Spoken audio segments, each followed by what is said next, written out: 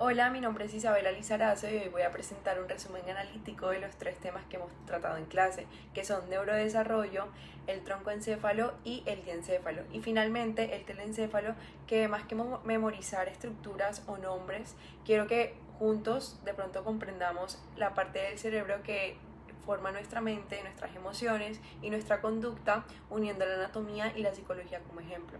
En primer lugar está el neurodesarrollo y la neuromaduración. Esto ocurre cuando hablo de neurodesarrollo, pienso en el proceso más completo que puede ocurrir en la biología humana. La creación del sistema nervioso, desde una simple estructura embrionaria hasta la complejidad del cerebro del adulto que hoy en día vemos. Durante las primeras semanas de vida, el embrión forma el tubo neural, del cual surgirá el cerebro y la médula espinal. Esas etapas iniciales ya están definiéndose como para funcionar en el futuro, como pensamos, sentimos e incluso cómo nos relacionamos con el mundo. En este proceso aparecen varias fases. Está en primer lugar la neurogénesis, que es la producción de nuevas neuronas. Podría ser como la siembra de las semillas de todas las capacidades mentales que tenemos a lo largo de la vida. Y luego está la migración neuronal, donde esas neuronas viajan hacia su destino guiadas por señales químicas.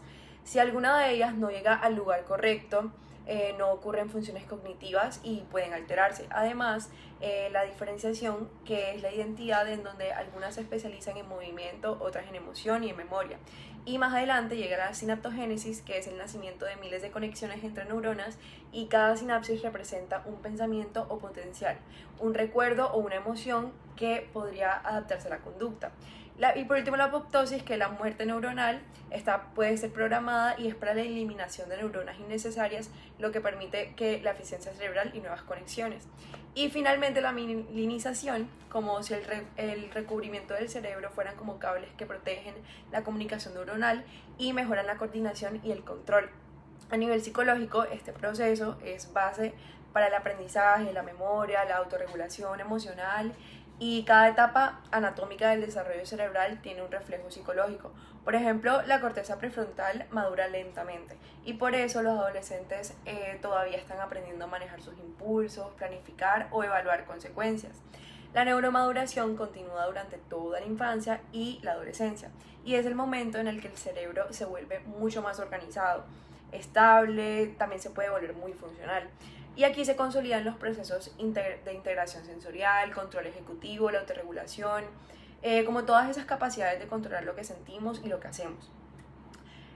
Continuando con el tema está la comunicación neuronal, que son las neuronas donde están formándose y comienzan a comunicarse entre sí a medida de la sinapsis eléctrica y química. La eléctrica transmite impulsos rápidos entre neuronas vecinas y la química utiliza neurotransmisores, que son sustancias que literalmente hablan entre neuronas y mandan señales. Cada neurotransmisor tiene su papel psicológico. La dopamina nos impulsa, es la hormona del placer, el neurotransmisor del placer, y nos enseña lo que vale la pena de pronto repetir.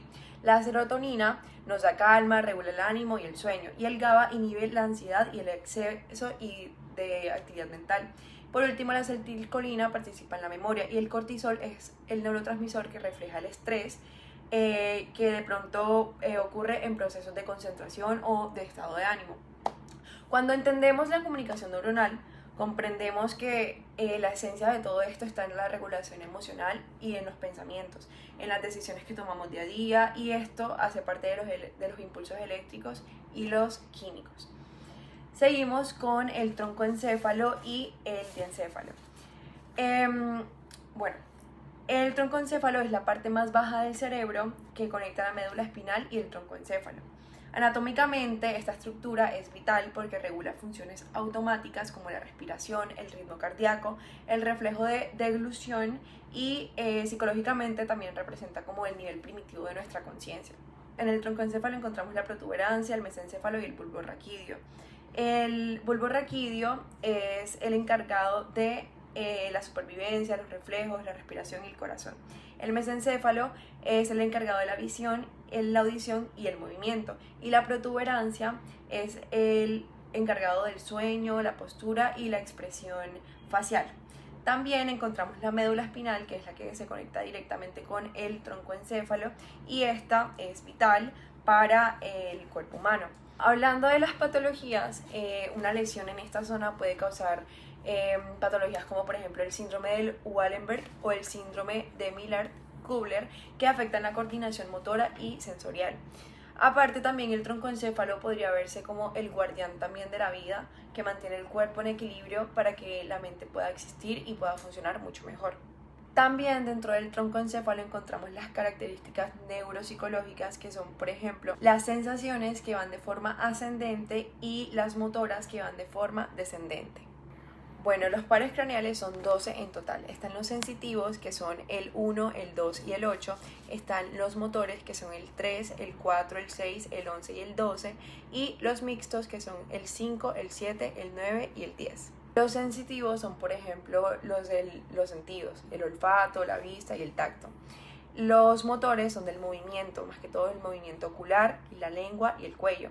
Y los mixtos son los de expresión, gusto y emoción. Ahora paso con el diencéfalo, una región profundamente relacionada con la emoción, la memoria, la regulación interna del cuerpo y todo esto. Está compuesta principalmente por el tálamo, el hipotálamo, el epitálamo y la hipófisis. El tálamo actúa como una central de información. Por ejemplo, todos los estímulos sensoriales que pasan por él antes de llegar a la corteza prefrontal. Y desde la psicología representa la capacidad de filtrar y enfocar la atención.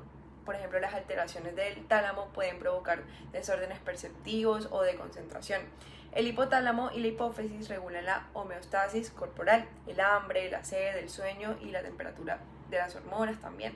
Pero también influyen en las emociones. Por ejemplo, la activación del eje hipotálamo, que es la hipófisis adrenal, libera cortisol, una hormona clave en la respuesta del estrés. El epitálamo, donde se encuentra la glándula pineal, regula los ciclos del sueño y la vigilia. Y las amígdalas cerebrales y el hipocampo, que son estructuras asociadas que conectan directamente con el diencéfalo y con el sistema límbico. La amígdala es el núcleo de las emociones intensas, como el miedo, la ira, mientras que el hipocampo permite almacenar la memoria y vincularla a las experiencias emocionales. A nivel psicológico, estas estructuras explican por qué los recuerdos más fuertes suelen estar ligados a emociones mucho más intensas, y las patologías asociadas al diencéfalo incluyen trastornos de atención, de ansiedad, de depresión, de estrés postraumático e incluso enfermedades neurodegenerativas como por ejemplo el Alzheimer. Ahora, por último, pasamos al telencéfalo y los lóbulos cerebrales. A ver, el telencéfalo es la parte más evolucionada del cerebro y alberga los lóbulos cerebrales: el frontal, el parietal, el temporal, el occipital y la ínsula. Aquí se materializa la mente consciente. El lóbulo frontal es la sede del razonamiento, la planificación, la toma de decisiones y el control de emociones. En su corteza prefrontal nacen las funciones ejecutivas, las cuales nos permiten dirigir la conducta hacia metas, controlar impulsos y pues entre sí adaptarnos a la sociedad. Cuando pienso de pronto en lóbulo frontal, es la capacidad de decir no cuando algo no nos conviene o de esperar por de pronto una recompensa futura. Y una lesión aquí puede causar síndrome de ejecutivo como impulsividad, apatía y disociación social. Ahora seguimos con el lóbulo parietal. Este procesa la información sensorial y espacial. Nos permite ubicarnos y percibir el cuerpo y coordinar movimientos. Desde la psicología, este lóbulo está implicado en la percepción del yo corporal y la integración sensorial. Además, aquí se puede producir el síndrome de Gerstmann, que es el que dificulta para reconocer partes del cuerpo o para orientarse. El lóbulo temporal, por otra parte, se asocia a la memoria, la audición y el lenguaje. Contiene áreas como la de Wernicke, esencial para la comprensión verbal. También está vinculado con la emoción, ya que el hipocampo y la amígdala se encuentran en esta región. Y un daño temporal puede causar afasia receptiva o problemas de memoria y de problemas emocionales. Y por último seguimos con el lóbulo occipital. Es el centro de la visión. Aquí es como el área primaria. Recordemos que todos los lóbulos, excepto el frontal y la corteza prefrontal, del resto todos son primarios. Entonces, El centro del lóbulo occipital es de la visión.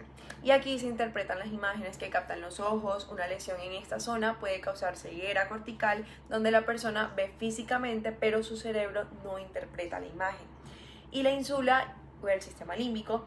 A ver, la ínsula participa en la conciencia corporal y la empatía emocional.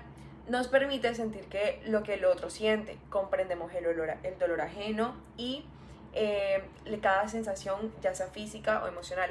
Por su parte, el sistema límbico, compuesto por la amígdala, el hipocampo, el cíngulo y otras estructuras, unen la emoción de la memoria y la conducta, y este núcleo es fundamental para la vida afectiva y la motivacional. Ahora hablemos de los surcos y las circunvoluciones. Anatómicamente, los surcos son las hendiduras o depresiones del cerebro, mientras que las circunvoluciones, también llamadas giros, son las elevaciones que se forman entre ellos. Ambos juntos crean el relieve que caracteriza la corteza cerebral, donde se localizan las funciones mentales más complejas, el lenguaje, la atención, la memoria, entre otras que he mencionado anteriormente. Cuando de pronto se observa un cerebro humano, se ve una especie de mapa de la mente, cada pliegue tiene un propósito y cada curva representa una función. Por ejemplo, el surco central o de Rolando. Este separa el lóbulo frontal del parietal y a su alrededor se encuentran áreas motoras y sensoriales. Estas son responsables del movimiento voluntario, de la percepción y del tacto. Y en términos de psicología, se podría decir que es el límite anatómico entre la acción y la sensación, entre hacer y sentir. El surco de lateral o del surco de Silvio divide el lóbulo temporal del frontal y parietal. Dentro de él se encuentra la ínsula, una estructura relacionada con la conciencia, que ya hablamos de esta. Y este surco se esconde de pronto una de las partes del cerebro que nos permite sentir como humanos. El surco parieto-occipital, por otra parte, marca la frontera entre el lóbulo parietal y el occipital, conectando las funciones de percepción espacial como las visuales y entrever el mundo, de entender dónde estamos y qué hay en él. También está el surco calcarino, que está localizado en el lóbulo occipital, que delimita la corteza visual primaria, y en él podemos interpretar colores y movimientos. En cuanto a las circunvoluciones, estas se agrupan por lóbulos y permiten distribuir las funciones cognitivas. En el lóbulo frontal, por ejemplo, la circunvalación precentral se controla con movimientos voluntarios, mientras que la circunvolución frontal superior o media inferior, implicada en la planificación, la atención y el lenguaje. Y es aquí donde nacen los procesos psicológicos ejecutivos, el control, la toma de decisiones y la regulación del comportamiento. En el lóbulo parietal, la circunvolución postcentral procesa la sensibilidad corporal y las superiores e inferiores, e integran la información sensorial, y estas zonas nos permiten tener una imagen interna del cuerpo, reconocer objetos por el tacto, ya sea ubicarnos también en el espacio. Y en el lóbulo temporal, las circunvoluciones temporales superior, media e inferior están relacionadas con la audición, comprensión del lenguaje y la memoria visual. Y aquí encontramos en estas áreas significados, por ejemplo, de sonidos, palabras, y sin ellas no podríamos oír ni comprender absolutamente nada. Y en el lóbulo occipital, circunvoluciones como por ejemplo la lingual y la fusiforme, que participan en el procesamiento de las imágenes y ya sea visuales y reconocimiento de rostros. Desde la psicología esto se traduce a la capacidad de poder reconocer una cara, una emoción, y también cómo controlar los recuerdos y todo lo que tiene que ver con la ubicación visual y espacial. Bueno, por último quisiera hablar de las patologías que se generan cuando existen interrupciones o de pronto lesiones en el telencéfalo. En primer lugar está la patología en el lóbulo frontal, que es el síndrome disejecutivo. En segundo lugar está el parietal, que es el síndrome de Jensmann. En el temporal, que es la afasia receptiva, el occipital, que es la ceguera cortical o el Anton, y por último el límbico, que sería la amnesia anterograda. Muchas gracias, profe. Esto ha sido todo por hoy. Este es el resumen de los 3 temas que hemos dado. Quise hacerlo brevemente y bueno, espero que le haya gustado. Hasta luego.